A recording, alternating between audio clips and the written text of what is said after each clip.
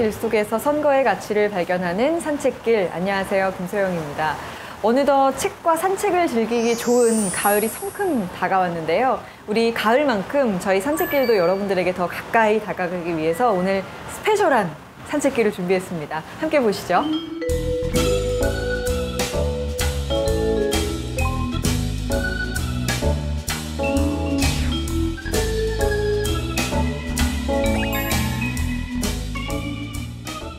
유창하게 말이 되는 나라는 이제 그 4개입니다. 한국어, 영어, 프랑스어, 이탈리아. Paris pendant 5 ans. C'était les plus belles années de ma jeunesse. Donc c'est toujours. 분노란 무엇인가를 찾다 외우면 영어로 rage라는 단어를 사용했어요. angst, anger, fury, rage로 번역할 수가 있는데.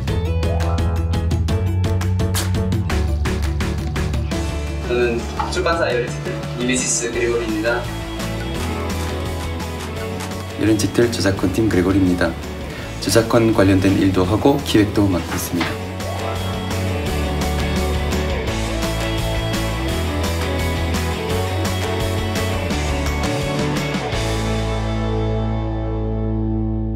안녕하세요. 두 분 반갑습니다. 반갑습니다. 저는 네. 또 뵙죠. 네. 우리 그래도 시청자분들한테 인사 한번 해주시죠. 네, 안녕하세요. 인문학 책 쓰고 있는 작가 조승현입니다. 반갑습니다. 네. 우리 저 처음 뵙겠습니다. 네, 반갑습니다. 저희 열린책들이란 출판사의 저작권팀에 다니고 있는 그레고리입니다. 반갑습니다. 네. 두 분 너무너무 와주셔서 감사합니다. 일단 우리 조승현 작가님은 저희가 지난 겨울에 산책길을 찍고 예. 두 번째 보는 건데 예. 그동안 어떻게 지내셨나요? 뭐 작가가 그동안 글을 쓰면서 지냈겠죠. 네. 예, 이번에 그 시크하다라고 하는 신간을 냈습니다. 어떤 내용이에요? 이제 그 우리가 요즘 사회적으로 행복이 화두잖아요. 네. 왜 우리나라가 물질적으로는 이렇게 발전해 가는데 사람들이 행복을 느끼지 못하나. 그래서 이제 다른 나라를 좀 찾아갔습니다. 프랑스를 찾아가서 사실 제가 프랑스에서 오래 생활을 했는데 거기에 사람들은 어떤 순간에 행복을 느끼나 한국인들이 행복의 순간이라고 굳이 생각하지 않는 어떤 순간들에 행복을 느끼는지를 쭉 좀 나열해 봤습니다.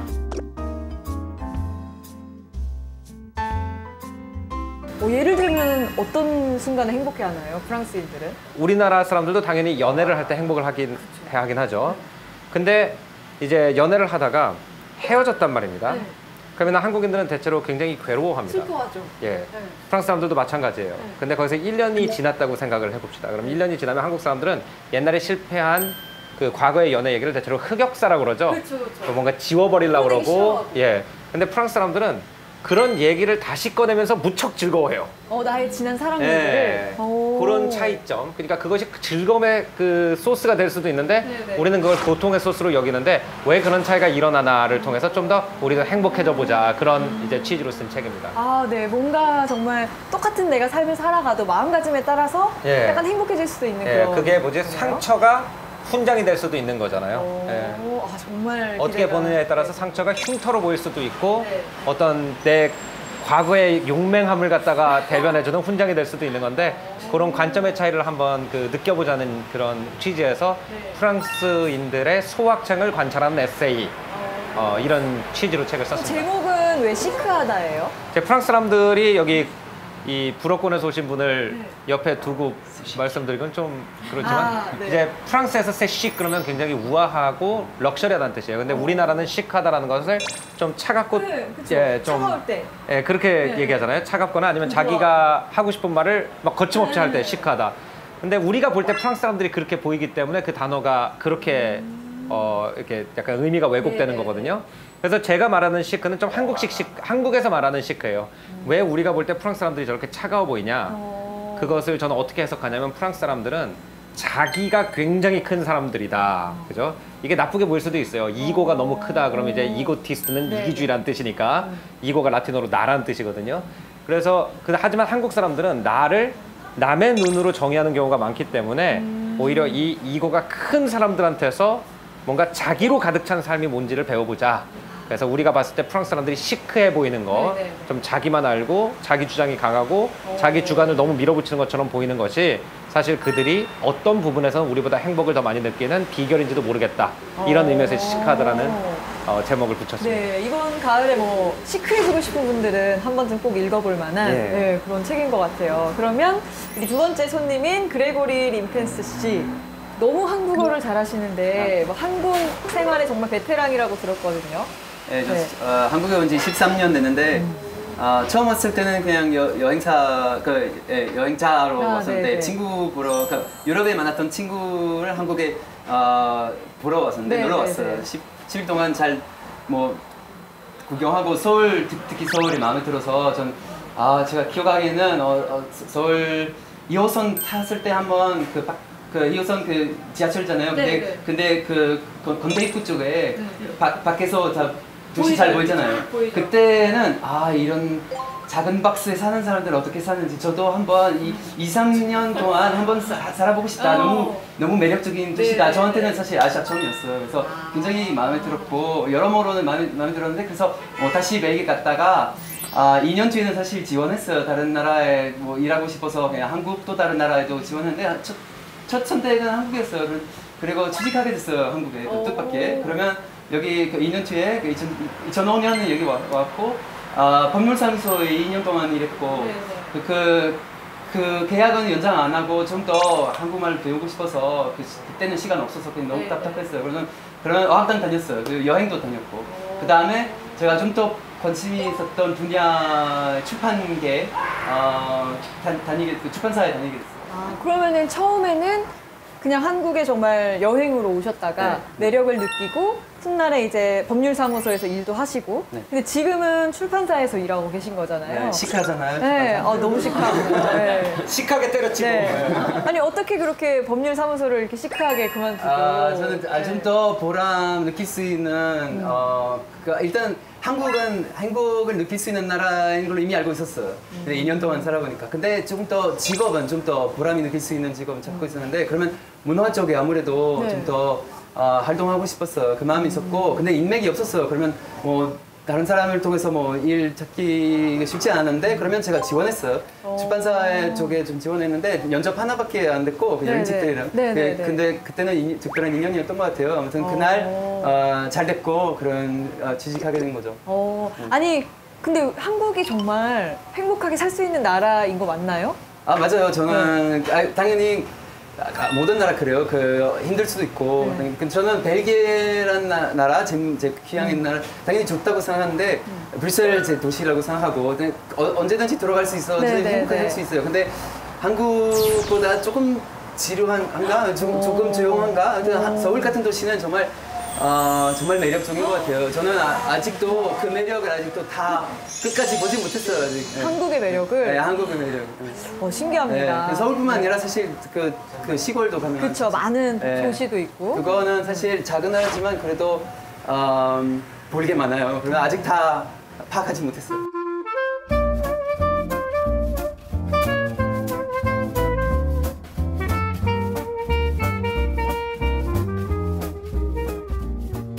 사실은 오늘 저희가 조승현 작가님의 강력한 추천으로 우리 그레고리 씨를 모신 거거든요. 근데 저희가 전화 인터뷰 때 조승현 작가가 누구냐, 조승현 작가가 누구냐, 조승현 작가가 누구냐 이렇게 말씀하셨다고 저희가 들었어요. 죄송해요. 잠깐 착각한 거예요. 잠깐 네. 저는 동화할 때 특히 한국 사람 이름은 아직도 헷갈리는 경우도 한국 있어요. 사람 이름이? 그래서 저는 일하면서 전화 받아서 그냥 제가 모르는 사람을 통해서 이 기획에 얘기하게 됐을 때는 조금 당황스러웠어요. 그 순간에 누구이신지 잘 기억 잘 못해서 용서해 주세요. 오늘 뒤로는 좀 기억해 주시고.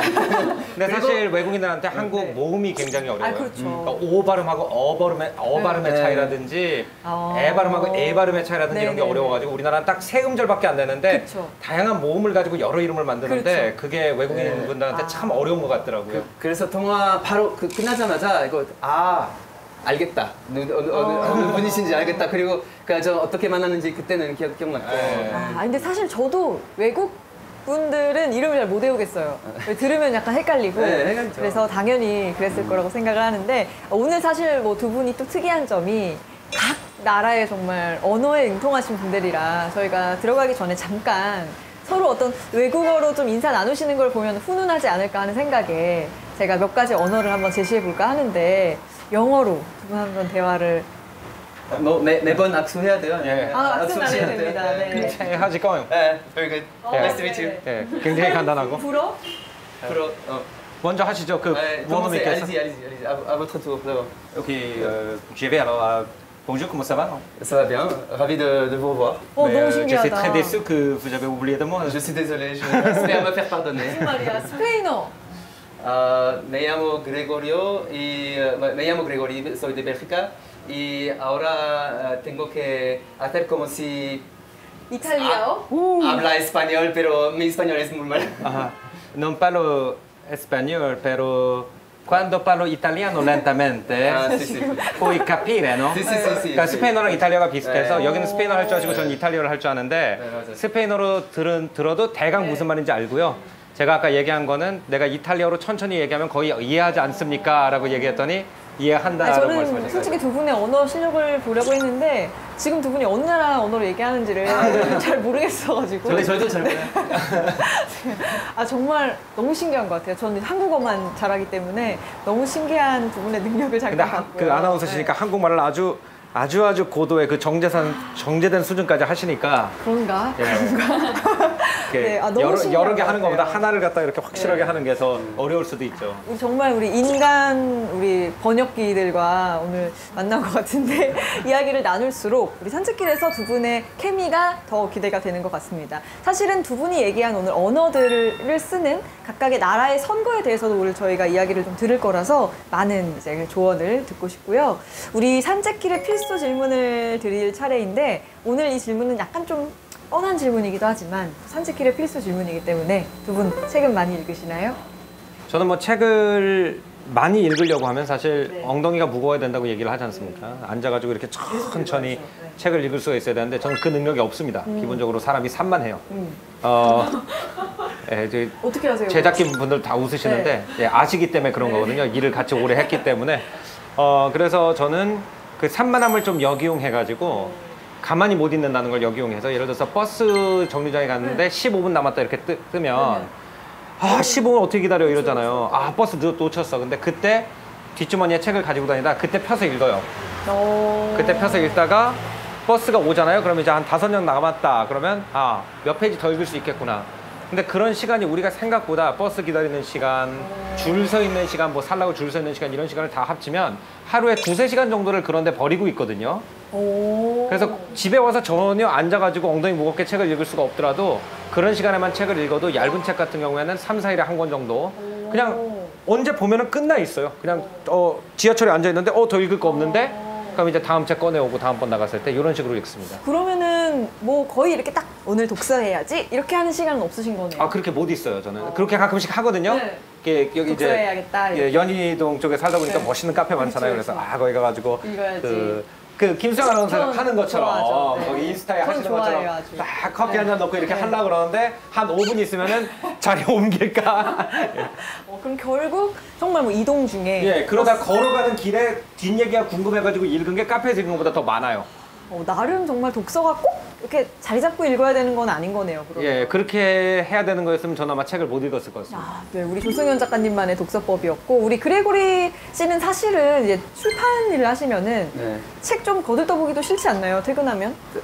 사실 그 업무 시간에 책 많이 못 봐요. 그냥 네. 이메일도 봐야 되고 미팅도 있고 옛날에 이렇게 많이 했었어요. 저도 근데 요새는 핸드폰이 있기 때문에 늘 방해가 돼서 그렇게 못 하고 있는데 아무튼 업무 때문에 저 기획도 하니까 네, 네. 업무 때문에 계속 매일매일 그 뉴스레터나 뭐 이메일 뭐 원고 들어와요. 그러면 매일매일 새로운 책 얻게 돼 PDF 형태로 얻게 돼서 그래서 화면으로 먼저 보게 되고 화면 너무 지겨울 때는 출력해서 보기도 한데 근데 아무튼 끝까지 볼 수 있는 책 거의 없어요. 네네네. 그냥 95%의 책은 제가 끝까지 보지 못하는데 그래도 마음에 들수록 그냥 계속 보고 뭐 마음에 들지 않거나 아니면 이런 책과 너무 안 맞는 책이다 그러면 아예는 안 보고 한 두세 페이지밖에 안 보는데 근데 마음에 드는 책은 계속 읽게 돼요. 그리고 계속 궁금해하고 계속 그럼 책 끝까지 읽었으면 그냥 이건 좀 동료들한테 좀 알려줘야 되겠다 뭐 얘기해야 되겠다 그럴 때는 결정해요. 뭐 출간할 책인지 아닌지. 약간 저랑 비슷하신 것 같아요. 저도 워낙에 서점을 하니까 계속 책을 이만큼 읽고 막 이만큼 계속 그렇죠. 읽다가 어떤 어떤 책은 끝까지 읽게 돼요. 그러면 그 책은 재밌는 책, 나한테 네, 그래서, 재밌는 책, 네. 약간 이렇게 읽는 편인데 맞습니다.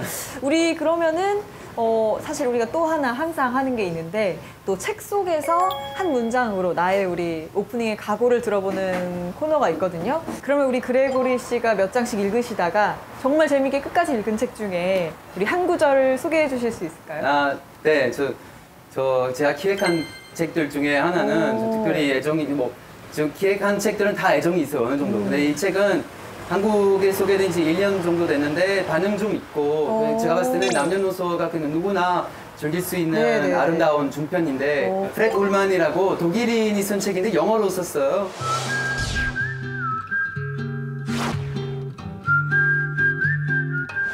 (1930년대) 독일 그 나치 시대 시작이잖아요. 그때는 독일 유대인이 그리고 독일 귀족 두 소년 그 사춘기 남자 둘의 친구 돼서 엄청 아름다운 우정이긴데 당연히 그때는 역사적인 맥락 때문에 그냥 그 우정이 불가능하잖아요. 그러면 그런 드라마틱한 순간이 있고 그 낭독해드리고 싶었던 네, 들어보고 부분이에요. 싶어요. 그래 이거는 코느라딘이란 남자가 그 독일 귀족이 한스란 친구한테는 말한 거예요. 하지만 난 너를 모욕하고 싶진 않아. 내가 어떻게 그럴 수 있겠니? 너도 네가 내 단 하나뿐인 친구라는 거 알잖아. 그리고 또 내가 너를 누구보다도 더 좋아한다는 것도 알고. 너는 나 역시 외톨이 없고 만일 내가 너를 잃으면 단 하나뿐인 친구를 잃게 되리라는 걸 알고 있어. 내가 어떻게 너를 부끄러워했을 수가 있지? 우리의 우정에 대해서는 학교 전체가 다 알고 있지 않아? 우리 여기저기로 여행도 함께 하지 않았어? 내가 전에 너를 부끄러워한 적이 단 한 번이라도 있었니? 그런데 너는 지금 나한테 이럴 짓을 하고 있어. 약간 상처받은 부분인가 보다. 네, 근데 서로의 상처받은 부분인데 그냥 좀 더 설명드리면 스포일러가 될 것 같아서 그냥 여기 끝인데 네, 아름다운 책이고 누구나 즐길 수 있어서 그냥 추천드리고 싶었던 책. 근데 어떻게 이렇게 한글도 잘 읽으세요? 네, 진짜 신기합니다. 애기처럼 읽지 않아요? 아니요, 전혀요. 정말 한 글자도 틀리지 않으시고 읽으셔서 깜짝 놀랐고요. 네, 정말 어느 때보다 우리의 마음을 다독여줄 수 있는 우리 다독가들과 함께해서 제가 너무 든든한데요. 그럼 오늘 떠나볼 산책길 어디인지 공개해 볼까요?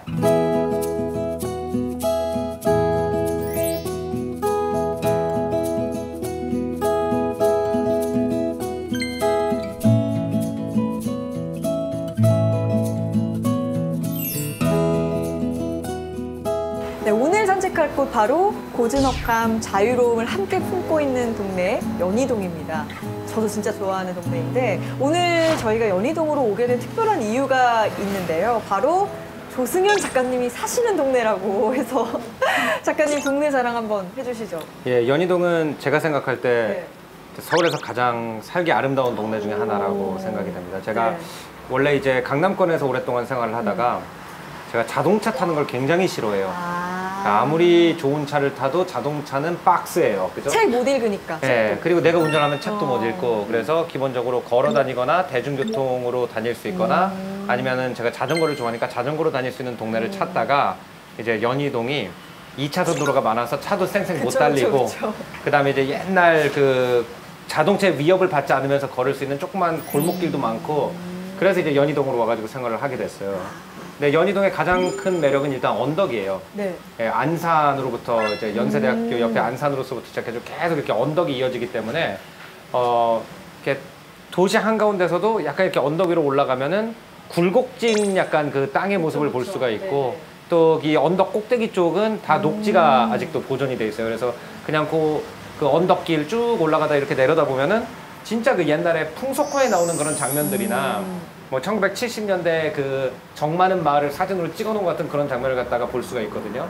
그래서 그런 면에서 이제 일단 시각적으로 굉장히 아름다운 동네고 그렇다고 해서 고풍스럽기만 한 게 아니라 어쨌든 가장 좋은 거는 여기 지금 우리가 있는 이 힙한 동네 연남동 지금 우리도 굉장히 힙한 이 분식점에서 촬영하고 있는데 이 연남동까지 자전거 타고 오는데 5분밖에 안 걸리고요. 네. 그 다음에 연희동 안에도 이렇게 옛날에 이제 원래 그 큰 가정주택, 대가족들 사는 가정주택들이 많았는데 그런데 아래층을 갖다가 이제 연세가 많으시고 네, 자녀들이 네. 독립하니까 그 아래층을 세를 줘가지고 거기에 이제 젊은 그 좀 카페들도 창의적인 많고. 친구들이 예, 카페들이라든지 이런 것도 많이 있어서 약간 현대스러움과 옛날 우리나라의 모습을 갖다 적당히 좀 잘 섞어놓고 현대적인 어떤 편의와 그 고풍스러운 분위기를 갖다가 다 그 두 마리 토끼를 잡을 수 있는 그런 동네여서 지금 여기 온 다음에 이제 행복지수가 거의 한 2배, 3배 정도로 오, 진짜요? 올라갔어요. 예, 그전에는 서울에서 이사 나가고 싶다는 생각도 네. 했어요. 양평 같은 데로 아예 아. 나가버리고 싶다는 생각도 했는데 연희동에 오니까 자전거 타고 북악산 거기 올라가는데 네. 그 30분이면 가요. 아니 사실 저도 연희동 너무 좋아하는데 이게 말씀하신 것처럼 차가 많이 안 오는 동네다 보니까 아는 사람만 아는 동네잖아요. 연희동의 그렇죠. 매력이. 예. 우리 그레고리 씨는 연희동 와보신 적이 있으신가요? 네, 저도 알고 있었습니다. 그 네. 동네 옛날에 친구가 거기 그 살던 살았어요. 동네였고 그리고 저도 자전거 타고 자주 갔는데 언덕길 말고 저는 홍제천을 거쳐서 이렇게 자주 왔다 갔다 한 거예요. 근데 매력적인 동네 맞아요. 네. 네, 아니 저희가 우리 매력 있는 연희동을 산책하면서 오늘 목적지를 말씀드릴 텐데 오늘 목적지가 놀라실 수도 있어요.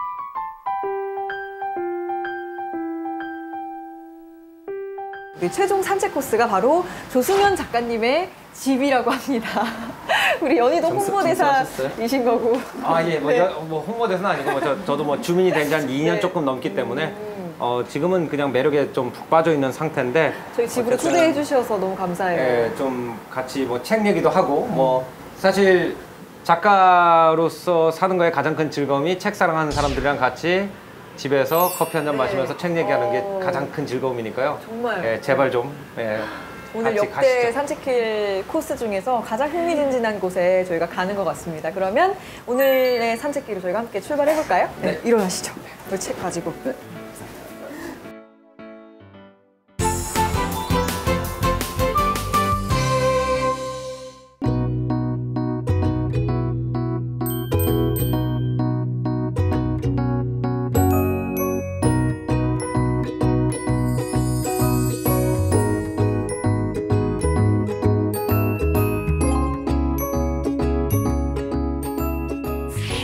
드디어 다 도착했네요. 예, 그냥 볼 때는 그냥 평범한 네. 아파트죠. 혼자 지내시는 거잖아요. 그렇죠. 어떻게 꾸며서 쓰실지 궁금해요. 일단 그 제가 처음에 네. 파리에서 생활을 접고 네. 한국에 들어와 보니까 네. 제가 이제 워낙 이사를 많이 여러 나라 다니면서 살았잖아요. 그때 그 물건이 이제 집으로 제가 소포를 붙여가지고 박스에 막 이렇게 쌓여 있었어요. 그래서 이제 뭐 이탈리아에서 쓰던 물건, 프랑스에서 쓰던 물건, 미국에서 쓰던 물건, 미국도 미국 시골에서 쓰던 물건, 뉴욕에서 쓰던 물건 이런 게 막 쌓여 있는데 이걸 갖다가 어떻게 잘 연결해가지고 내가 이렇게 토막토막 난 내 인생을 갖다가 어떻게 이렇게 좀 짜맞춰 볼 수 있을까라는 고민을 하면서 네, 나름 네. 제 나름대로는 좀 꾸미신. 꾸민 좀 그런 공간입니다. 궁금해요. 얼른. 기대되네요. 네, 소개해 주세요. 네. 실례하겠습니다. 네, 들어가시죠. 와, 와, 집 좋다. 엄청 넓네요, 집이. 예, 좀 아무것도 없죠. 집에서 일을 하다 아니, 보니까 뭐가 많은데? 집에서 일을 하다 보니까 좀 뻥 뚫린 게 좋아가지고 아니, 뭐가 없는 것 같은데 은근 많아요.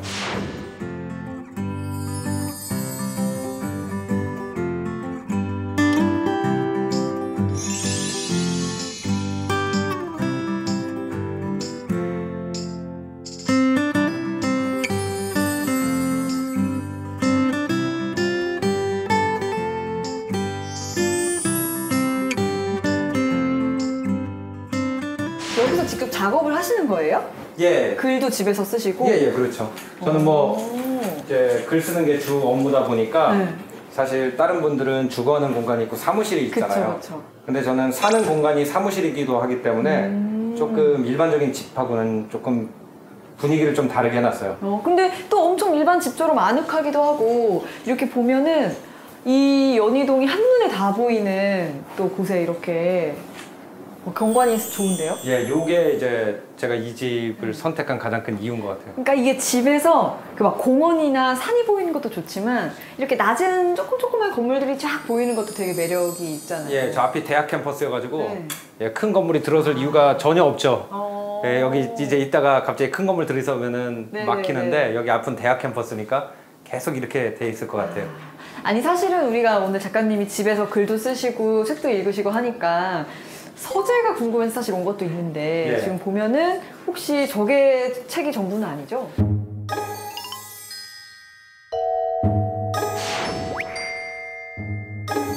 혹시 저게 책이 전부는 아니죠? 아, 저거는 제가 쓴 책의 전부예요. 몇 권 너무 많은데? 예, 저 장을 갖다 제가 뭐라고 부르냐면 이고의 장이라고 부르거든요.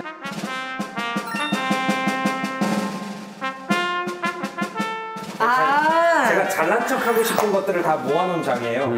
이게 작가님이 쓰신 책이고 예, 저기 제가 뭐 메달 같은 옛날에 운동할 때 메달 딴 거, 유럽장 이런 거. 그다음에 제가 자전거 좋아하니까 아마 그레고리 씨는 아시겠지만 저 알프스 듀에즈나 토말레 같은 데 올라갔을 때 이제 그 꼭대기에서 예, 자전거로 알프스 꼭대기 올라갔을 때 산 그런 밑에는 뭐예요? 옛날에 솔본느 학생 프랑스 시 대회에서 이제 출품했던 작품. 그다음에 이제 저 군대 갔을 때 그 공수 훈련 받았을 때 그 날개. 이고의 장.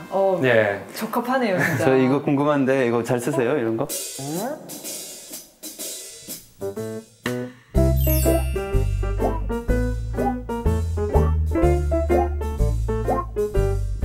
아, 이거 최고예요. 이게 뭐예요? 우리가 항상 책을 읽을 때 이게 네. 독서 프로니까 우리가 이렇게 하고 있으면 여기 아프고 너무 힘들죠. 또 이렇게 하고 있으면 팔이 아프건데 보여주세요. 자 나 이거 어떻게 하냐면은 여기 딱 여기 앉은 다음에 여기 발을 딱 올려놓고요. 그 다음에 이걸 딱 내 책을 내 쪽으로 당기면 전혀 들고 있을 필요가 없이 이거 너무 좋다. 이렇게 저처럼 게으르지만 독서를 좋아하는 사람한테 이거 딱 너무 좋다. 이거 뭐라고 검색하면 나와요? 이거 독서대라고 검색하면 나오는데 야, 이거 얼마 안 비싸요. 너무 생각보다. 탐나는데? 네, 얼마 안 비쌉니다. 여기 베개에 넣으면 안 되겠어요. 아니 이게 사실은 책 좋아하는 사람이 어떤 자세로 책 읽어야 되나 고민이 되게 많거든요. 이게 불편해가지고. 근데 여기 한 가지 단점이 있어요. 잠이 되게 잘. 그러니까 이따가 읽다가 갑자기 잠이 깨요. 어, 든 기억이 없어. 그냥 갑자기 잠이 깨요. 책 읽어야 되는데. 이거 우리 집에 하나 꼭 갖다 놔야 되겠다. 특히 그 비행기에서 쓰시는 목베개 있잖아요. 네. 그거 하나 차고 하면 하고 기가 거 막히게. 있으면 이거 꼭 사야 되겠어요. 너무 좋다. 이 사실은 이제 우리 작가님이 평소에 좋아하시는 책들은 어디에 있나요? 아, 사실 이제 집이요. 처음에 딱 이 집에 들어왔을 때 보니까 복도가 굉장히 길더라고요. 그 천장이 상당히 높거든요. 근데 복도가 한 4m짜리 복도가 있어요. 그래서 3m에다 4m를 곱하면 12제곱미터 정도 책을 넣을 수 있는 공간이 나오는구나. 그래서 이쪽 벽면 자체를 갖다 제가 책장을 목수 선생님한테 부탁을 드려가지고 아예 짜서 전체를? 예, 벽 전체를 갖다가 책으로 덮었어요.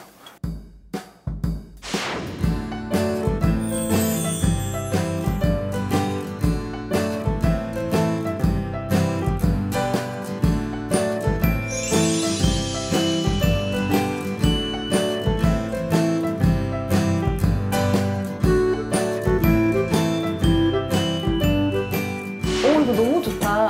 그러니까 이게 사실은 방에 책장 들어가 있으면은 공간 너무 많이 차지하는데 예.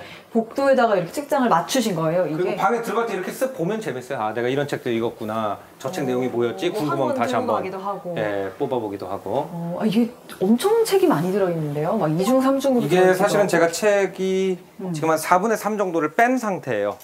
왜요? 예, 너무 많아서? 이사 올 때 고민을 많이 했어요. 저 책을 들고 가면은 볼까 안 볼까. 그래서 들고 가면은 또 보겠다 싶은 책들만 남겨놓고 나머지는 일단 치웠어요. 너무 꽉 차니까 새 책을 사는 게 부담이 되더라고요. 그렇죠, 맞아요. 이제 정말 프랑스식 비블리오텍인 것 같아요. 이거는 한국에 보기가 어려울 것 같고 그렇죠. 보통은 사실 한국 서로 방문 많이 안 하잖아요. 사실 맞아요. 볼 일이 없는데 제가 봤을 때는 이거 정말 큰 편이고 예, 그리고 되게 다양해 보여요. 여러 가지 뭔가 전 아직 다 보지 못했지만 뭐 프랑스 책도 있고 독일 책도 있고 중요한 사전 여기 있는데 되게 그리고 물론 한국 책도 있고 그리고 뭐 직접 쓰신 책도 여기 있을 텐데 대단해요. 되게 인상적인 직장인 것 같아요. 아니 여기가 보니까 지금 각종 언어로 저희가 지금 뭔지 전 지금 잘 모르겠는 책들이 있는데 처음에는 이제 이쪽은 프랑스어, 네. 그다음에 여기는 이탈리아어하고 독일어, 그다음에 여기는 한문이랑 관련된 책들. 여기 보면 사기라든지 진시황 강의, 한문 대강. 네. 그럼 남한테 보여주고 싶지는 않은 좀 창피한 책을 어디 넣으셨어요? 아, 이거 프랑스인이라서 이거 아시는구나. 예, 프랑스 사람들은 있잖아요. 뭐냐면 프랑스 사람들이 이게 제가 프랑스에서 배운 건데 프랑스 사람들은 사람들을 집으로 이제 초대를 한 다음에 자기 항상 프랑스 사람들은 초청을 받으면 책방부터 봐. 이 사람 어떤 사람인지. 맞아요. 그래서 여기에 놓는 책들은 내가 이 정도 수준의 책을 읽는 사람이다라는 걸 자랑하는 책들이고 그래서 대체로 이제 프랑스에서 공부를 한 사람들은 자기가 남한테 보여주고 싶지 않은 책들은 자기 옷장 안이라든지 박스에 넣어가지고 이렇게 넣어놓죠. 그럼 저희가 좀 천천히 책장을 한번 구경을 해봐야 될 것 같아요. 한번 볼까요? 네, 보죠.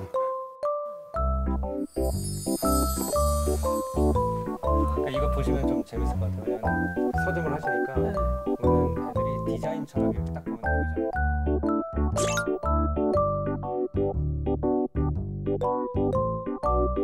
아, 그럼 여기 총 책이 몇 권 정도 있는 거예요? 세본 적이 없어요.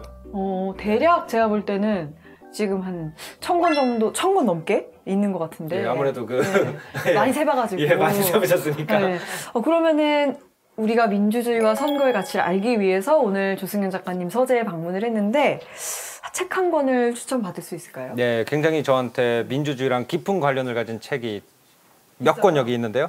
예, 저한테 이제 민주주의와 선거에 관련돼서 좀 소중한 책들이 있어요.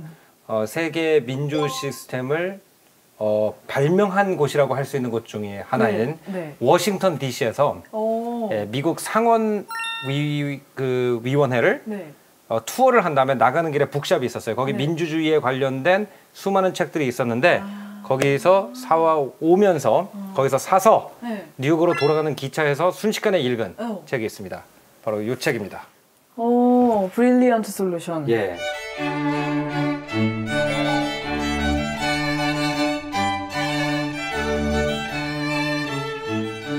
브릴리언트는 굉장히 똑똑하다는 뜻이고 솔루션은 이제 말 그대로 해결책, 똑똑한 해결책인데 이 해결책이 뭘 말하는 거냐면 미국의 민주 헌법을 말하거든요.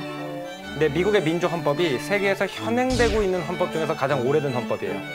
개헌을 중간에 한 적도 없고 그냥 원래 이 헌법이 쓰여진 상태 그대로 아직까지도 미국의 기본 헌법을 이루고 있는데 이 헌법이 어떻게 만들어졌는지에 대한 책이에요. 근데 이게 저는 왜 중요하다고 생각을 하냐면은 이 책을 보면은 미국 헌법이 만들어진 과정이 그렇게 예쁘지가 않아요. 왜 예쁘지가 않아요? 그러니까 뭐 어떤 굉장한 무슨 민주적인 이념을 가진 사람들이 막 열사들이 막 파라다이스를 만들기 위해서 쓴 그런 유토피아를 만들기 위해서 쓴 그런 책이 아니고요.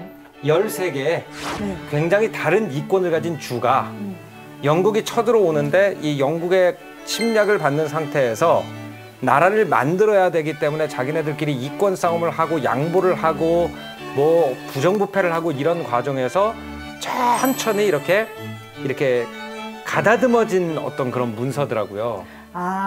뭔가 너무 정의롭고 너무 아름답고 막 숭고한 정신으로 만들어진 게 아니고 그렇죠. 이권을 조율하는 과정에서 민주주의 헌법이 만들어진 거예요. 그렇죠. 그러니까 우리가 민주주의에 대해 생각할 때 막 많은 사람들이 야 우리는 민주주의의 정신으로 뭉쳐서 이렇게 단합을 해가지고 우리나라를 좋은 데로 이끌어 나가자. 근데 그럴 때도 있죠. 근데 그렇지 않고 많은 사람들이 다른 의견을 가질 때 우리나라는 큰일 났다라고 생각을 하는데 싸우지 말라고 하잖아요. 네. 근데 이 책이 보여주는 건 뭐냐면 민주주의라는 것이 안 싸우는 게 아니라 싸워도 끝까지 말하는 것이다. 그러니까 끝까지 그 싸움이 칼부림으로 가지 않고 말로 풀라고 하는 것이다. 이것이 민주주의라는 걸 보여주는 책 같아요. 진짜 굉장히 와닿는 것 같아요. 제가 읽을 수는 없어요. 영어 책이지만 그래도 진짜 무슨 말씀이신지 알 것 같습니다. 그리고 투표라는 거를 여기서 하잖아요. 이제 끝에 가가지고 그 의결을 하잖아요. 이 헌법을 통과시킬 거냐 말 거냐 이제 의결을 하는데 그 과정도 말하자면은 만약에 투표를 하지 않았으면은 옛날에는 전쟁을 했을 거거든요. 그래서 우리가 투표를 할 때 왜 이렇게 투표가 중요한지 잘 모르고 하지만 옛날에는 뭔가를 결정할 때마다 폭력이 동반됐다는 거를 생각하면은 그죠? 말로만 싸우고 그 다음에 다수결의 원칙에 의해서 결정을 하는 게 얼마나 옛날에 비해서 좋아진 건지. 그러니까 정말 뭐 전쟁, 폭력보다는 훨씬 브릴리언트한 솔루션인 거네요. 그렇죠. 이 헌법이라는 게.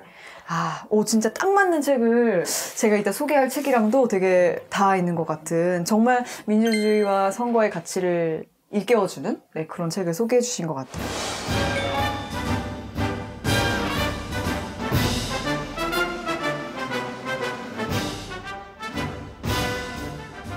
그러면은 혹시 혹시 이 서가에서 우리 그레고리 씨가 생각하는 민주주의와 선거에 도움이 될 만한 책이 있나요? 쉽지는 않은데 아무래도 우리가 아까 두 하나만 개를 좀 골라야 했잖아요. 된다면 하나만 골라야 된다면 있어요? 그러면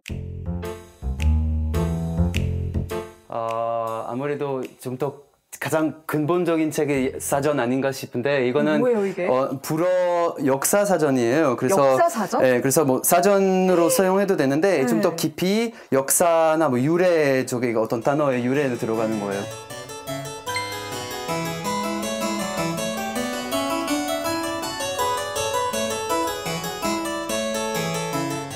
굉장히 그 지식의 골드마인이고 이거는 새 권으로 나온 거예요. 이거 아마 여기 있는 책 중에 가장 갖고 싶은 책이 읽기도 하고 그냥 가장 오랫동안 즐길 수 있는 책이지 않을까 싶은데 제가 학생 네. 때 딱 은행 계좌에 한 40만 원 정도가 있었을 때 네. 그 세 권을 합쳐가지고 제가 20만 원 정도 주고 저 책을 샀었거든요. 비싸다. 잘 사셨어요. 근데 여태 제가 가장 많이 쓰는 책이고 네. 네. 제가 뭐 어원에 대한 책을 많이 쓰잖아요. 네. 근데 그 어원에 대해서 첫 그 실마리가 필요할 때 네. 가장 먼저 열어보는 게 이 책입니다. 그럼 이 책 이름이 뭐예요? 읽지도 못했어요. 르 호베르 브랜드인데 사전 시리즈라고 그 아무튼 출판사라고 생각하시면 돼요. 그러면 이게 지금 대표적인 역사 책이에요. 사전이라고 하면 예를 들면은 뭐 언어 사전인 게 아니고 낱말 사전 이런 게 아니고 뭐 예를 들면 우리로 치면은 뭐 3.1 운동 이렇게 하면 아니요, 나오는 그런 거예요? 역사 사전이 아니고요. 아니에요. 언어 역사 사전입니다. 언어 역사 사전. 어원. 그렇죠. 아. 그 언어 사실 모든 사전에 있는 요소들을 좀 더 네. 길게 어디서 왔는지 언제 처음 사용했는지. 그럼 뭐 예를 들면 여기 케이크 이거 그렇죠. 그리고 영어에서 나온 거 이렇게 네. 언제 불어로 케이크란 말 언제부터 사용했는지 어디서 왔는지 독일어로 요리하다는 뜻인 큐큰에서 맞다. 독일에서 요리가 된 어떤 그것들을 큐크라고 부르고 그게 영어로 케이크라고 발음이 됐고 다시 프랑스어로 그게 수입이 됐다 이런 내용들이 나옵니다. 네네. 그리고 아까 말씀하신 듯이 그 사실 언어와 일단 책과 민주주의 친밀감 있잖아요. 근데 당연히 그러면 언어와 민주주의 굉장히 근본적인 관계일 거예요. 그 언어 없으면 지식이 거의 없으면 당연히 민주주의 없을 수도 있고 그리고 아까 말씀하신 듯이 그 말로 싸우는 거, 말 논의하는 거 의사소통 굉장히 중요하잖아요. 네. 그러면 어떻게 보면 이런 사전 지식을 접근할 수 있게 해주니까 그 민주주의의 도구라고 볼 수 있지 않을까요? 맞아요. 옛날에는 이랬을 거예요. 두 명이 막 말싸움을 하다가 야 정의가 뭐야?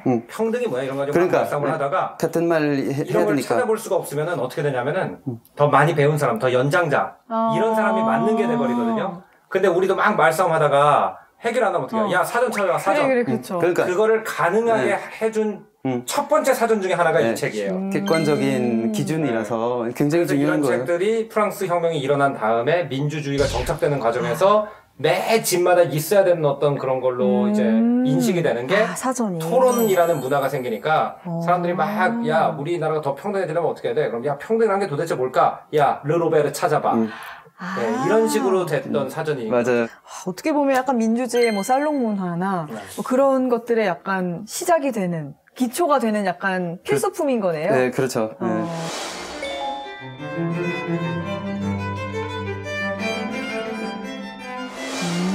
네, 정말 좋은 책을 추천해 주셨습니다. 저도 아까 서가 구경하면서 딱 이거다 소개하고 싶은 게 있다고 생각했었거든요. 돌려주시죠. 네, 이거 소중한 책이니까 가져가려고 했는데, 르 로베를 가져가려고 했는데. 저희가 지난번에 사실 산책길에서도 소개한 적은 있어요. 근데 아까 작가님이 말씀하신 그 내용이 이 나의 한국 현대사, 두 분은 학교 생활을 한국에서 안 하셨죠? 고등학교 때. 저는 국사를 배웠는데 사실은 국사가 현대사 전까지만 배워요. 그러니까 대한제국 때까지 배우니까 그 이후에 어떤 일들이 있었고 우리 민주주의를 어떻게 만들었는지를 사실은 알기가 어려워요, 학생들이. 그래서 저는 성인이 돼서야 약간 우리 민주주의 이렇게 생겼구나라는 걸 이 책을 보고 많이 알게 돼서 유시민 작가님의 나의 한국 현대사라는 책을 추천하고 싶은데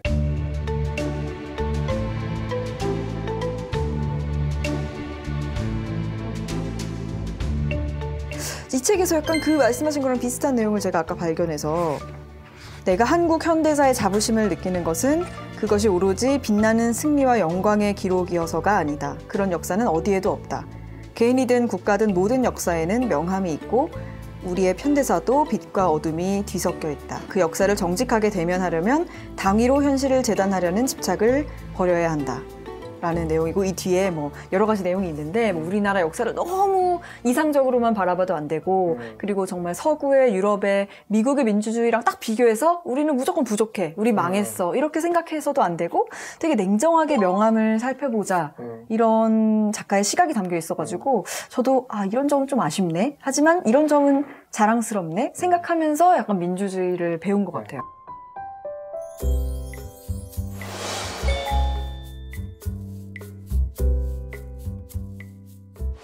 아니 근데 이렇게 책이 많으신데 지금 되게 책이 훨씬 더 많은 공간이 있다고 들었거든요. 아니 이제 이 책장을 갖다 제가 얼마 전에 한번 비웠거든요. 네. 그래서 금방 다시 꽉 찰 거라고 생각하는데 이 빈 공간이 많은 이유가 네.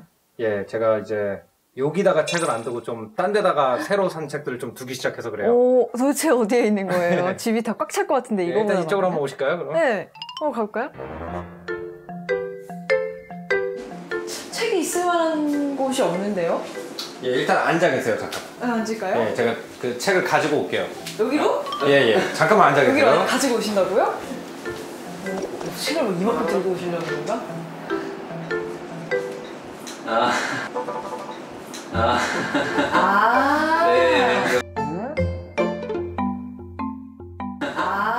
네, 역시. 그렇죠. 네, 저도 거기 항복했어요. 많겠네요. 예. 이걸로 책을 평소에 예, 보시는구나. 여기에 보면은 이제 제가 최근에 읽은 최근 한 2, 3년 안에 읽은 책들은 다 이 안에 들어 있어요. 엄청 많이 들어있네요. 예. 그래서 여기 이 안에 이제 근데 이게- 왜 종이책을 지금? 제가 좀 이게 죄송해요 이거 보여드리기가. 네, 왜냐면은 왜요? 여기 이제 서점 운영하고 계시고 출판사에 계시는데 사실은 아닙니다. 종이책이 계속 이렇게 판매가 돼야 그러네. 우리 이제 그 저도 책 쓰는 사람이고 이게 우리 다 같이 살 수가 있는 네, 그런데 근데 사실은 뭐 종이 컨텐츠도 종이로도 나올 수 있고 이북으로도 나올 수 있으니까. 예, 근데 이제 첫 번째는 제가 아무래도 좀 노매드로 살다 보니까 이사를 많이 다니거든요. 근데 책을 옮기기가 너무 힘들어서 사실 많이 버리게 돼요, 이사를 할 때마다. 근데 그 버리면 물론 그 책을 다시 구해서 살 수는 있는데 거기 내가 노트 필해놨던 거나 밑줄 그어놨던 거나 이런 게 그 없어지는 게 너무 아깝더라고요. 여기 밑줄 그을 수 있어요? 그럼요, 밑줄 긋고 제가 이렇게 그 포스트잇 같은 거 붙여가지고 네. 그 위에다가 이렇게 입력할 수 있는 기능까지 있고 그거를 여기서 하면은 오. 제 이북 리더기 제 패드에서 했다 예를 들어서 네. 그거를 그러면 이북 리더기에도 똑같은 내용이 뜨고 컴퓨터에 똑같은 내용이 떠요. 우와 정말요? 그래서 여기서 제가 밑줄 그어 놓은 거를 갖다가 나중에 제가 책에서 인용을 하고 싶다라고 네. 하면 나중에 컴퓨터에 가가지고 제 밑줄 그은 내용을 다 이렇게 띄울 수가 있어요. 그러면은 그 밑줄 뜬 내용을 갖다가 그대로 워드에다가 옮기면 그 책의 그 인용 있잖아요. 네. 그 책 인용할 때 어떤 작가가 몇 네. 년 했었는지 그것까지 자동으로 출력이 되거든요. 어머 없다 이제 이북을 옮겨가야 되는 거 아니야? 그러시면 안 돼요. 멀티 플랫폼. 네, 그래서 이런 것들이 이제 너무 편하다 보니까 사실상 이제 제가 그렇다고 책을 안 사는 건 아닌데 좀 두 가지를 사용하는 게 바뀌는 것 같아요. 그러니까 이북으로는 네네. 내가 일에 필요한 거, 정보가 필요할 때는 노트 필기도 해야 되고 나중에 찾을 수도 있어야 되니까 이북으로 읽고 네네. 점점 진짜 책은 어떤 걸 사게 되냐면은 좀 그 내가 좋아하는 작가가 쓴 시집이나 소설 같은 건데 커버 같은 게 굉장히 아름답다든지 소장하고 싶은 예, 뭐 이런 것들 때문에 좀 요즘 이북을 많이 읽게 되는 것 같아요. 근데 이제 저도 여유가 있을 때 이제 감동을 위해서 읽는 책들은 거의 대부분 종이책으로 읽어요.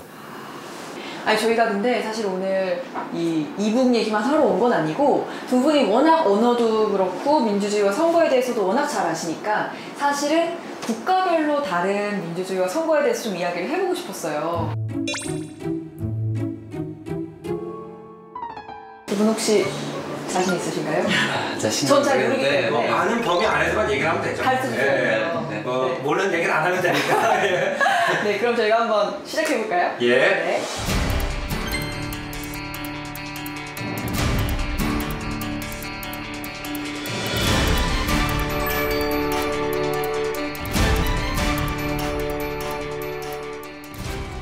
오늘 산책길에서 만난 선거, 어느 때보다도 사실 글로벌한 두 산책 친구를 모셔서 저희가 좀 특별히 세계 선거 여행을 떠나볼까 하는데 지금 여기 우리 국기들이 모여 있거든요. 그래서 혹시 내가 좀 여기에 대해서 좀 아는 게 있다 하는 국기를 집어주시고 이야기를 우리가 시작하면 될 것 같아요. 우리 조승현 작가님부터. 아무래도 그 경험이 있고 살다 온 나라 얘기가 좀 쉽겠죠. 예, 선거철에 그 나라에 살면서 분위기도 느껴보고 그래서 프랑스로 좀 갈게요. 제가 생활한 경험이 있으니까. 네. 안 그래도 지금 두 분이 불어로 대화도 많이 나누셨는데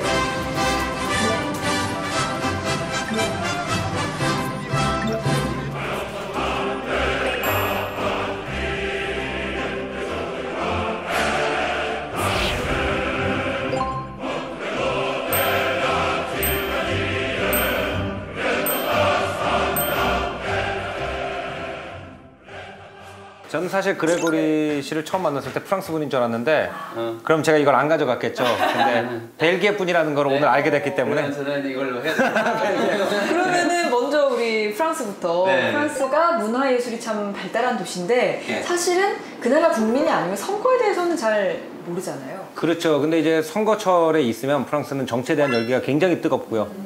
사람들이 카페에 앉아서 네네. 뭐 아니면 음식을 먹으면서 투표 얘기를 굉장히 자연스럽게 해요. 그러니까 우리는 사실 어떤 사람한테 야, 너 누구 뽑을 거야? 라고 물어보는 게 좀. 그럼 사실 뭐 예. 정치 관심 없는 사람도 너무 많고 예, 말해주고 싶지 않은 사람도 많고. 근데 프랑스에서는 물론 물어보진 않지만 자기가 먼저 나는 이래서 이 사람을 뽑을 거야. 그럼 상대편이 나는 그 사람 안 뽑아. 그러면서 티격태격하면서 말하는 것이 되게 당연한. 그닥 이상하다고 생각도 안 되고 사실 민주시민이라면 당연한 거. 당연히 그렇게 한다. 약간 이런 관념이 있는 것 같아요. 그래서 선거철이 되면은 모든 사람들이 집안에서도 자기가 왜 어떤 후보를 지지하느냐, 저 사람 왜 뽑으면 안 되느냐 가지고 굉장히 활발한 토론이 벌어진다는 게 좀 특징인 것 같고요. 투표 용지도 좀 독특하게 생겼다고 들었어요. 아, 프랑스는요, 그 투표 용지가 어떻게 돼 있냐면요. 우리나라는 한 투표 용지에 이렇게 도장을 찍는데 네, 그렇죠. 프랑스는 이제 자기가 어떤 후보를 찍느냐를 갖다가 어떤 투표 용지에 사인을 하느냐 이렇게 돼 있을 거예요. 자기 후보가 그날 자기 용지를 고르게 하도록. 오, 네. 막 자기가 알아서 꾸며요? 예, 자기가 막 꾸밉니다. 그래서 이게 굉장히 중요한 회예요. 왜냐면 프랑스는 또 디자인의 나라고 사람들이 그 사람의 미적 감각을 보고 많은 판단을 하거든요. 프랑스 사람들은. 아, 이 사람이 이런 식으로 디자인을 하는 걸 보면은 저 사람은 안 좋은 사람이다. 이런 세련된 디자인을 할 정도의 사람은 우리가 믿어도 된다. 그래서 사람의 미적 어떤 그런 감각을 가지고 그 사람의 인격을 많이 판단한 나라기 때문에 그 프랑스 정치 드라마 마르세유라는 굉장히 유명한 정치 드라마가 있거든요. 근데 거기에 보면 한 에피소드 전체가 투표용지 디자인에 관련된 거예요. 그럼 진짜 뭐 디자인이 뭐 여러 가지 색깔이 막 들어가요? 그러니까 자기 정당의 철학을 가장 잘 나타낼 수 있는 색깔, 상징물 이런 걸 가지고 이제 디자인을 하는 거죠. 신기한 게 우리는 이렇게 되게 뭐라 그럴까? 공평하게 정말 이렇게 네, 하얀 자기에 이름만 써 있잖아요. 딱 네. 찍으면 되는데 또 재밌는 게 뭐냐면 프랑스에서는 우리 이렇게 사인을 하잖아요. 내가 투표했다. 근데 그거를 사인만 하는 게 아니라 입으로도 말해야 돼요. 사인만 하는 게 아니라 입으로도 말해야 돼요. 네? 네. 어디다가? 그러니까 그거 이제 선언을 해야 되는데 그러면 이제 그게 뭐냐면 이제 그러면 이제 선거 그 관리위원회에서 나오신 분들이 이렇게 앉아 있잖아요. 투표하는 장소에서. 그러면은 그 사람들이 예를 들어서 이제 그레고리 씨가 예를 들어서 투표 용지를 들고 함 앞에 이제 서 있다. 그러면은 이 선거관리위원회가 그레고리 씨는 하고 주어만 읽어줘요. 그러면은 그 투표를 하는 사람이 투표했습니다. 라고 자구 입으로 말해야 돼요. 아, 누굴 뽑았다 이건 아니고 네. 투표했다는 거. 그걸 왜 말해야 돼요? 그게 이제 그 두 가지로 하는 거죠. 그러니까 그 사람이 투표를 해서 다른 사람이 그 사람 이름으로 투표할 수 없다는 사실을 갖다가 구두로도 그러니까 서약으로도 가지고 있는 거예요. 그럼 그게 어떻게 되냐면 만약에 자기가 아닌 사람인데 투표했다 이렇게 얘기를 하면 어떻게 됩니까? 위증죄로 처벌할 수가 있잖아요. 나중에. 그죠? 선서를 한 상태에서 내가 투표했습니다라고 내 입으로 말했기 때문에 그게 사실이 아닐 경우에 위증죄로 처벌을 할 수가 있어서 아마 그런 것 같아요. 그리고 이제 프랑스 투표 중에서 선거제도 중에서 한국 사람들이 좀 놀라울 만한 제도는 프랑스는 기본적으로 법의 정신 자체가 국민의 과반의 지지를 안 받은 사람이 대통령을 하면 안 된다고 생각을 하는 것 같아요. 그래서 어떤 게 있냐면은 후보가 많이 나오지 않습니까? 그런데 예를 들어서 제일 많이 표를 받은 후보가 전체 표의 40%를 받았다 그러면 그 사람 대통령이 못 돼요. 그럴 수가 있어요? 예. 그럴 수 있잖아요. 뭐 40%, 30%, 그렇죠, 20%, 15% 그렇죠. 이렇게 나오면 네. 그 사람이 대통령이 안 되고 네. 나머지 후보를 다 잘라내고 2명만 가지고 투표를 다시 한번 해요. 아. 그래가지고 총 투표를 한 사람들, 유권자 전체는 아니지만 총 투표를 한 사람의 50% 이상의 지지를 받은 사람이 대통령이 돼야만 그 정도 지지는 받고 됐어야만 대통령으로서 일을 수행할 수 있다고 생각을 하는 것 같아요. 그러면은 이게 뒤바뀌는 경우도 있겠네요. 요번에 그게 논란이 굉장히 많았어요. 그래서 뭐 예를 들어서 이번에 그 르펜이라는 그 후보를 프랑스 사람들이 좀 위험한 후보로 보는 경우가 많았었는데 이 사람이 첫 번째, 그러니까 이게 그 원래 이렇게 프랑스에서 중요한 역할을 하는 당에서는 이 사람이 좀 인기가 많은 편이어가지고 그래서 첫 번째에서는 이길 수도 있는데 두 번째는 절대로 못 이긴다. 그래서 이걸 갖다가 그 후보를 싫어하는 사람들이 자기가 싫어하는 정당을 뽑기도 해요. 한 사람한테 표를 몰아줘가지고 첫 번째에서 탈락시켜버리려고 하는 경우도 많고 뭐 이런 식으로 이제 그걸 이제 전략적 투표라고 프랑스 사람들이 말하더라고요. 그래서 어떤 후보가 결선에 나오지 못하도록 자기가 싫어하는 후보한테 표를 주기도 하고. 결선 투표에 올라가지 못하게 하려고. 예. 이거 약간 그 우리 아이돌 뽑는 프로그램 비슷해요. 맞아요. 오, 약간 근데 진짜 흥미진진하기도 하고 네. 약간 선거 얘기를 계속 할 수밖에 없을 것 같은. 그래서 결론적으로 이제 프랑스인들의 사고는 그건 것 같아요. 국민의 50% 정도는 내 손으로 저 사람을 찍었다라고 해야 그 사람이 그 정도의 어떤 정당성을 가지고 있어야 이 사람이 국가일을 할 자격이 있다. 네. 아니 지금 사실은 뭐 프랑스도 정말 선거 얘기나 정치 얘기로 서로 정말 자유롭게 토론한다고 했는데 벨기에도 그렇다고 말씀을 하셨잖아요. 네. 그럼 우리가 또 자연스럽게 벨기에 선거 제도로 약간 넘어가 보면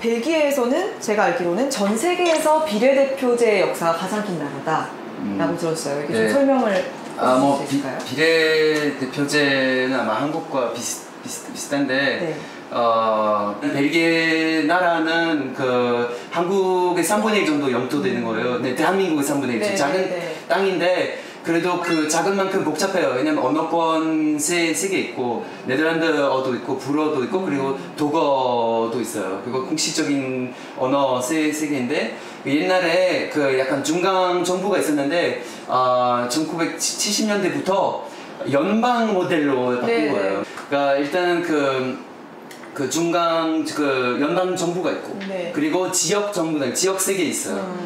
블랑드르라는 지역도 있고 북벨기에 남벨기에는 월로냐라고 하고 그리고 브뤼셀 수도는 브뤼셀 프랑크에 있는데 아무튼 브뤼셀도 지역인 거예요. 그래서 그 세 지역에 각 팔리먼트 있고 각 국회라고 말하면 의회 있고 지역 의회가 다 따로 그리고 있고 각 정부가 있어요. 그리고 투표할 때도 그 사람들도 투표해요. 근데 그것 끝이 아니고 그래서 벨기에 같은 경우는 정말 근데 의무 투표제면 그렇게 복잡하게 여러 사람을 뽑아야 되는데 많이 투표 많이 해야 되는 거죠. 그리고 EU잖아요. 그래서 EU 선거도 있잖아요. 그래서 사실 벨기에인도 지겨울 정도로 복잡하고 지겨워가지고 한국으로 오신 거. 정말 그러면은 그립진 않아요. 사실 한국 저는 멀리서 보고 그리고 근데 투표하죠. 그래서 여기서 올해 10월에 벨기에 도시 선거해요. 그럼 전 여기 한국에 있는 대사관에 등록돼 있으니까 저는 그날 그 선거날 며칠 전에 미리 가서 미리 투표하는 거예요. 그러면은 지금 그러니까 언어권도 다르고 각 정말 의회도 있고 정말 복잡한 겹겹의 민주주의를 갖고 있는데 거의 그럼 벨기에 분들은 한 달에 투표 한 번씩은 하겠네요. 아니 그렇진 않아요. 왜냐면 가능하면 그러면 EU하고 몰아서 그래도 많이 하는 편이고 그리고 좋은 점도 있고 저는 벨기에 다문화인 것은 좋은데 근데 언어권 복잡하기 때문에 서로 의사소통 잘 안 되는 경우도 있고 되게 아무튼 저는 좋은 점 보도록 해요. 근데 안 좋은 점이 뭐냐면 이거는 뭐 예를 들면 프랑스에 마크롱이 되면 마크롱이 이제 자기 정부를 만들어서 그냥 좀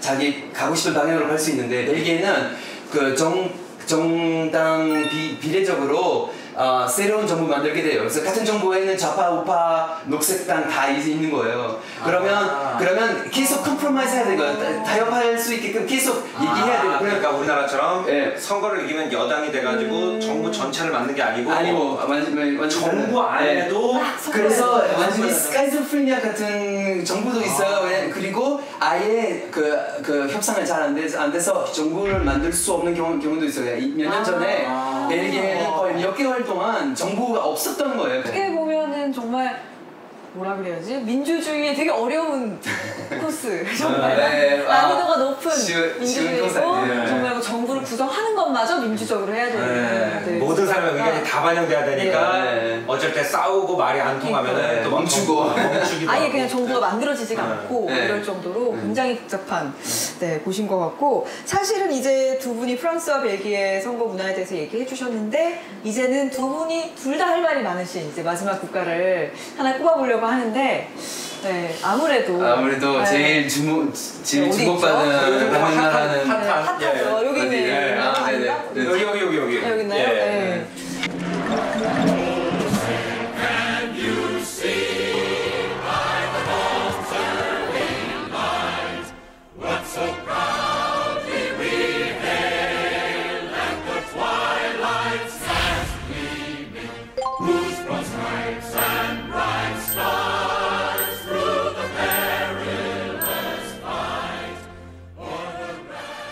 사실은 미국 정치제도는 한국도 영향을 많이 받다 보니까 예. 사실 한국에서도 미국 대통령이나 뭐 미국 어떻게 구성될지 하원이 어떤지를 좀 관심 가지는 분들도 있기는 한데 또 워낙 또 어려운 부분도 있어서 대략 큰 특징을 말해본다고 하면 사실 이게 선거제도가 상당히 어렵기 때문에요. 어렵죠. 미국에서 그 고등학교 때 자기가 과목을 다 선택할 수가 있는데요. 유일하게 한 과목을 통과를 못하면 고등학교 졸업장에 안 나오는 게 있어요. 그게 US Government라는 과목이에요. 너무 어려워요. 네, 그러니까 미국의 정부 제도를 모르면 민주국가의 고등학교 졸업생이라고 할 수가 없다라 그래서 딴 거는 뭐 수학은 내가 시험 안 들어도 돼요. 미국은 굉장히 자유롭거든요. 근데 US Government를 통과 못하면 기본적으로 고등학교 졸업장이 우리 주 같은 경우에는 안 나왔어요. 그러니까 이게 진짜 어려운 게 뭐 미드 봐도 선거만을 진짜 주제로 막 드라마가 몇 편이 그럼요. 나오잖아요. 예. 근데 너무 재밌긴 한데 예. 무슨 말인지를 잘 모르겠어요. 기본적으로 이제 어떻게 생각을 하시면 되냐면요. 미국은 대통령을 민중이 직접 뽑는 게 아니고요. 주가 뽑습니다. 네. 예, 주가 대통령을 뽑는데 그 주가 인구가 다 다르기 때문에 주가 표가 달라요. 그러니까 캘리포니아 같은 경우에는 55표가 있고 네네. 알래스카 같은 데는 4표가 5표밖에 없어요. 사람이 별로 없기 때문에. 예. 그러니까 인구수에 따라서 옛날에 정해놨어요. 네. 그래서 이제 캘리포니아가 어떤 식으로 결정을 하냐면요. 우리 캘리포니아 55표를 누구한테 쏠 거냐를 결정하기 위한 투표를 하는 거예요. 그러니까 내가 대통령을 뽑는 게 아니라 캘리포니아가 누구한테 55표, 누구를 뽑을 거냐라는 걸 캘리포니아 사람으로서 뽑는 거예요. 그럼 55표를 뭐 23 이렇게 나눌 수 아니, 있는 게 그렇게 안 아니라 나누고. 한 번에? 예. 오. 그래서 이제 예를 들어서 캘리포니아에서 한 표 차이로 캘리포니아가 한 표 차이로 예를 들어서 공화당을 뽑기로 했다 그러면 공화당 대통령은 55표를 바로 가져가는 거죠. 그게 우리가 보면 참 이해가 안 되는 제도일 수도 있는데 저도 이제 미국에서 중고등학교를 다니면서 US 거버먼트를 미국에서 배웠기 때문에 거기서 알려주는 얘기를 들으면 또 수긍이 되는 부분이 있거든요. 그게 무엇이냐면요. 미국의 민주주의의 가장 기본적인 이념은요. 어떤 거대한 땅을 지배하는 정부가 우리가 풀뿌리로 만든 우리 동네의 권리를 가져갈 수 없다. 그러니까 이게 개인의 권리를 갖다가 말하는 것이 아니고 캘리포니아라는 공동체는 캘리포니아 사람들이 일하고 뭐 하면서 공동적으로 이뤄낸 어떤 공동체인데 어떤 미국 정부라는 거대한 권력이 캘리포니아의 권한을 침해하면 안 된다. 이게 기본이에요. 그러니까 그리고 캘리포니아라는 정부에서 그 캘리포니아라는 정부는 또 그 아래 카운티라고 하는 더 작은 유닛이 있어요. 카운티의 권한을 침해하면 안 되고 카운티는 개인의 권한을 침해하면 안 된다예요.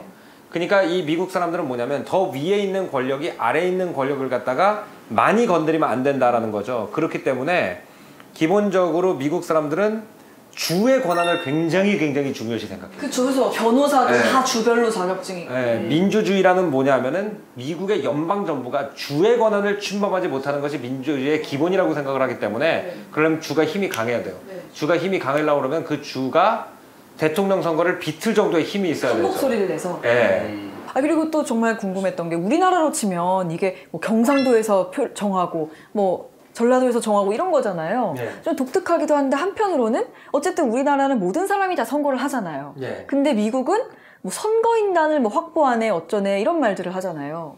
그러니까 선거인단이라는 게 엘렉터라는 것이 아까 말씀드린 그 캘리포니아의 55명이 엘렉터예요. 그럼 55명을 어떻게 선별해요? 그 55명은 굉장히 복잡하고 옛날 방식으로 선별해요. 아무도 이해를 못해요. 엘렉터를 선별하는 방식에 대해서는. 너무 신기한 것 같아요. 그러면은 모든 사람이 다 직접 선거를 하는 건 아닌 거예요?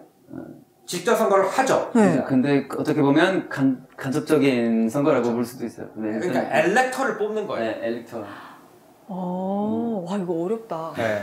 그러니까 아까 말한 선거단을 인단을 뽑는 건데 그 선거인단이 공화당 쪽인 사람들이 있고 민주당 쪽인 사람이 있는 거고 그 55명이 어떻게 편성됐는지에 따라서 공화당이 메조리티면 55명이 공화당으로 몰표를 하고 민주당이 메조리티면 민주당으로 몰표를 해가지고 대통령 전체 표를 갖다 만드는 거죠. 그러면 어떻게 보면 직접 선거인 면도 있고 간접 선거인 면도 있고. 그렇죠. 선거인단은 직접 선거인 거고. 네네. 너무 이거 진짜 고등학교에서 합격 못할 것 같은데.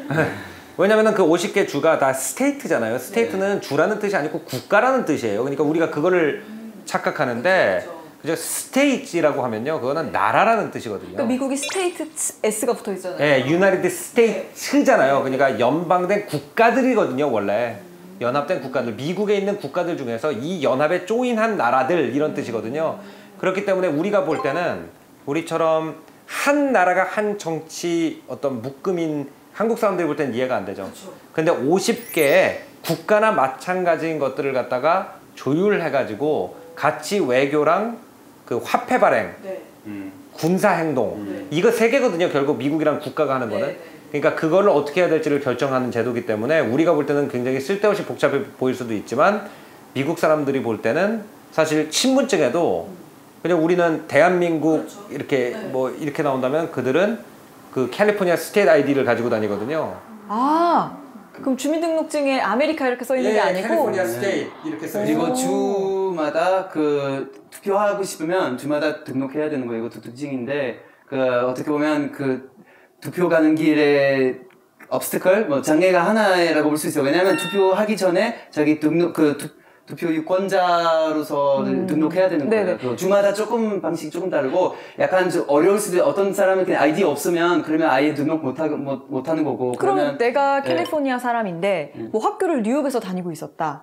그럼 투표할 때 어떻게 해요? 그게 이제 어디로 자기가 등록을 했느냐에 따라 달라지는 거죠.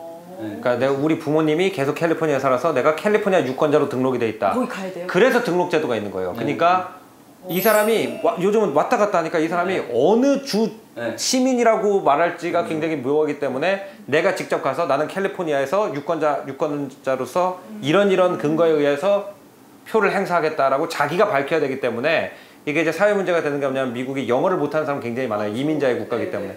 그런 사람들은 유권자로서 자기가 미국 시민인데도 이 유권자 등록을 하는 서류를 못 읽어가지고 자기 소중한 한 표를 갖다 행사를 못하는 경우도 많고. 심지어 벨기에는 의무 투표인데 여기는 미국은 유권자 등록을 해야 투표를 할 수 있는 거예요. 나는 유권자고 나는 표를 행사하겠습니다. 그리고 나는 캘리포니아에서 하겠습니다. 왜냐하면 내가 캘리포니아에 세금을 내고 있기 때문에 이렇게 얘기해야 거기서 투표를 할 수 있어요. 그러면은 이건 정말 궁금한 게 만약에 내가 정치인이면 유권자 등록을 할 만한 시민들한테만 어필을 하겠네요. 그렇죠. 그래서 이제 그 실제 인구 비율만큼 예를 들어서 문맹률이 높은 영어 문맹률이 높은 멕시코 출신 분들의 인권이 보장이 안 된다는 이런 일들이 생기는 거죠. 멕시코 분들 같은 경우에는 물론 그 교육 수준이 높더라도 영어로 이런 걸 갖다가 정확하게 할 정도로 미국 시스템에 대한 이해가 떨어질 수도 있고 그래서 이제 이런 것들이 정치적 쟁점이 또 미국에서 많이 돼요. 그러니까 이것이 공평하냐라고 하면은 이제 미국은 기본적으로 원래 처음에 나라가 만들어졌을 때 그러니까 그 워싱턴이 한 유명한 말이 있죠. 안전을 위해서 자유를 포기하는 사람은 둘 다 잃어도 되고 둘 다 가질 자격이 없다라는 말이 있을 정도로 자기 권리를 자기가 스스로 주장하지 않은 사람을 갖다가 보호하지 않아도 된다는 근본적인 사상이 있었어요. 미국이 만들어졌을 때. 그러니까 네가 주장을 했는데도 탄압을 당했으면 국가에서 보호를 하지만 네가 네 권리를 네가 주장을 안 했으면은 국가에서 그 주장을 안 한 권리까지 보호하지는 않는다라는 것이 미국의 건국 사상 안에 있었기 때문에요. 그렇기 때문에 예를 들어서 내가 투표를 하겠습니다라고 얘기 안 한 사람한테까지 국민의 권리를 갖다 우리가 굳이 챙겨야 되냐. 약간 이런 것들이 우리가 볼 때는 큰 문제가 되는 것 같은데 미국 사람들한테는 아니 지가 왜 등록을 안 했어? 이렇게 됐는데 또 그 등록을 할 장애가 있는 분이어서 등록을 하러 갈 수가 없는 분이라든지 문맹이라든지 아니면 맹인분이라든지 이런 분들의 권리가 보장이 안 되는 큰 맹점을 가지고 있죠. 사실 저는 오늘 미국 얘기도 하고 프랑스 얘기도 하고 벨기에 얘기도 하면서 좀 느낀 게 뭐냐면 한국이 되게 잘 돌아가는 것 같다는 생각이 들어요. 굉장히 젊은 민주주의라서 그런지 아직 젊은 민주주의라서 나쁜 버릇이 고착될 시간도 없지 않았나 되려 약간 그런 생각도 저도 네, 오히려 하게 됐어요. 사실 우리한테 좀 선진국이라고 흔히 말하는 국가들의 선거 이야기를 했는데 우리나라 괜찮은 점이 꽤 있는데? 라는 네. 생각이 들고 모든 유권자 몸이 아프다든지 언어를 잘 모른다고 해도 그 사람들이 배제되지 않는 선거를 우리가 좀 하고 있는 것 같다는 생각이 들었어요. 물론 각 국가만의 또 상황이나 역사에 맞는 산물이겠지만 오늘 사실 민주주의의 가치뿐 아니라 다양한 나라의 선거 제도에 대해서도 알아볼 수 있었던 특히나 우리 조승현 작가님의 이 댁에서 네, 진행을 했던 산책길이었는데요. 오늘 북하우스 산책길 두 분은 어떠셨나요?